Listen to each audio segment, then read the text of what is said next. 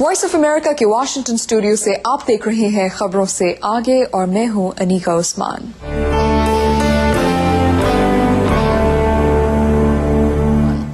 Gun violence America के शहरों में आज एक रोजमर्रा की खबर बन गई है और कत्ल की शरह अमेरिका के बहुत से इलाकों में तेजी से बढ़ रही है। हथियारों तक आसान रसाई इसकी एक वजह है। आज के शो में हम कत्ल आम के उस वाक़े की तमाम वजूहात का जायजा लेंगे जिसे अब तक आप टीवी पर देख चुके होंगे। वर्जीनिया टेक में पेश आने वाले अमरीकी तारीख के फायरिंग का सबसे बड़ा सफकाना वाकया। इस फायरिंग में 30 से ज्यादा अफराद मारे गए, जिनमें से अक्सर क्लासरूम में अपनी नशिस्तों पर बैठे हुए स्टूडेंट्स थे जो गोलियों का निशाना बने। अमरीका के तालीमी इदारों और गलियों में इस बढ़ते हुए गन वायलेंस की वजूहात क्या हैं, बात कर रहे हैं खौकफ रशौरी। जी खौकफ। शुक्रिया अनीता।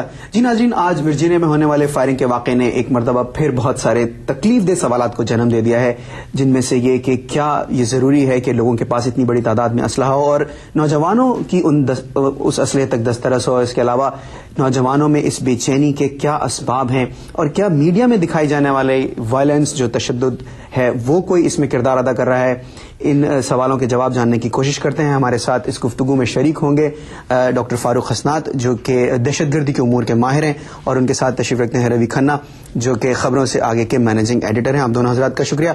रवि जी, अब जो इस वक्त सूरत हाल पैदा हो गई है उसने, जिस तरह मैंने कहा, बहुत सारे सवालों को जन्म दे दिया। बेचैनी एक नौजवानों में है, किस तरह देख रहे हैं?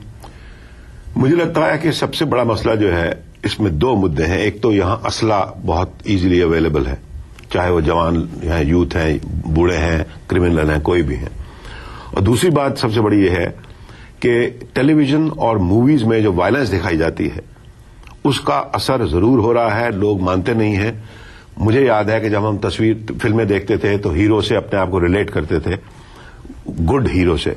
अब यहां पे ऐसी ऐसी फिल्में आती हैं जिसमें टर्मिनेटर जैसे हीरो होते हैं, तो ये जरूरी बात है कि उसका असर हो रहा है, धीरे धीरे हो रहा है और इनको एहसास नहीं हो रहा। असलहे की जो बात हो रही है डॉक्टर साहब, अब जिस वक्त असलहा अलाउ किया गया था कॉन्स्टिट्यूशन, हालात बिल्कुल मुख्तलिफ थे।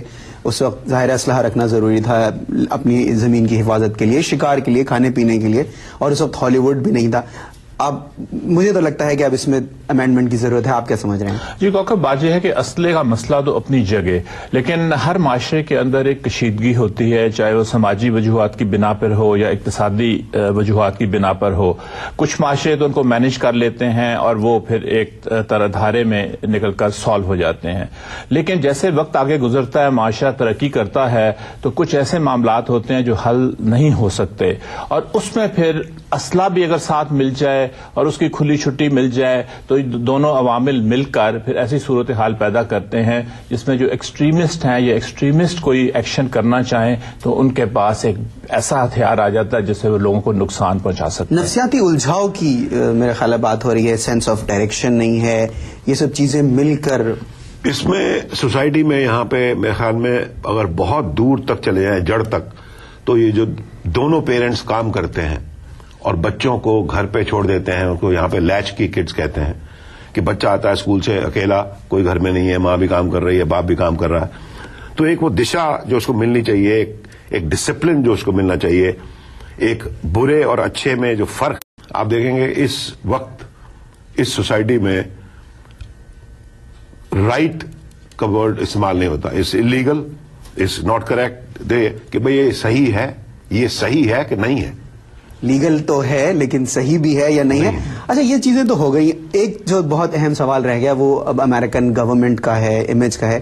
क्या पूरी दुनिया में तो ये कह रहे हैं कि भाई दहशतगर्दी खत्म की जाए, असलहे को कंट्रोल किया जाए, लोगों को कंट्रोल किया जाए, और अपने बैकयार्ड में क्या हो रहा है? जी, बात यह है कि ये केस टू केस देखना पड़ता है। एक जो बैनुल अक़वामी दहशतगर्दी का लेबल लगा के और खास तबके को उसके अंदर इन्वॉल्व करके उससे बात नहीं बनेगी। ये पहले भी बहुत इस पे बहस होती रही है और ये कहा जाता रहा है कि इशू बाय इशू देखिए और वहां पे देखिए कि उसकी क्या वजह थी, उस माशरे के अंदर, जैसे रवि साहब ने कहा, वो देखना होगा उसकी वजूहात क्या थी। जो दूसरे माशरे